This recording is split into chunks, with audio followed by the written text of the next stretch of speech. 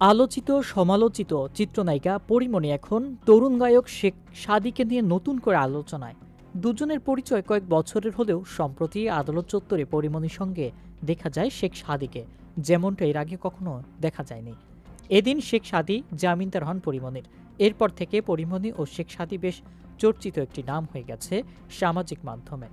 কারো মতে পরীমণি ও শেখ সাদী দুজনে প্রেমে মজেছেন। তাছাড়া ইদানিং দুজনের নানা কর্মকাণ্ড নিয়ে চলচ্চিত্র সংগীতাঙ্গনে বেশ আলোচনায় চলছে।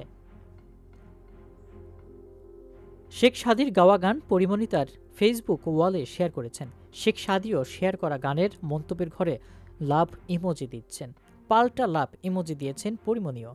দুজনে আবার মজার খুনসুটিতেও মেতে উঠেছেন। এতে মোটামুটি পরিষ্কার দুজনেই প্রেম করছেন। এদিকে দিন দশেক আগে শেখ সাদীর একটি পোস্ট দুজনের সম্পর্ক নিয়ে আলোচনাকে উস্কে দেয়। এদিন সাদী তার ফেসবুক পোস্টে ভালোবাসার ইমোজি দিয়ে লিখেছেন, অন্য কোনো মেয়েকে এখন আর আমার ভালোই লাগে না, পরি আমার। সাদীর এমন ফেসবুক পোস্টে ঢালিউড চিত্রনায়িকা পরীমণি মন্তব্য করেন।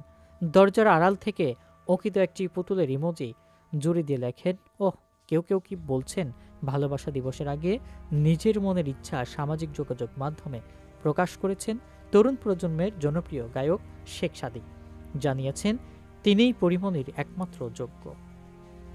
শেখ সাদী অবশ্য পরে গণমাধ্যমকে জানিয়েছেন ওরকম সিরিয়াস কিছু ভেবে পোস্ট দেয়নি, কিন্তু সবাই যে এত সিরিয়াসলি নেবে তাও ভাবতে পারেনি। তবে প্রেমের সম্পর্কের বিষয়টি দুজনের কেউই নিজ মুখে স্বীকার করেনি। এবার গণমাধ্যমের কাছে শেখ সাদীও নিজের সম্পর্কের ব্যাখ্যা দিলেন পরীমণি। সাদী আমার জীবনে একটা জাদুর মতন। আমি মন খুলে যার সাথে নিজের কথাগুলো বলতে পারি।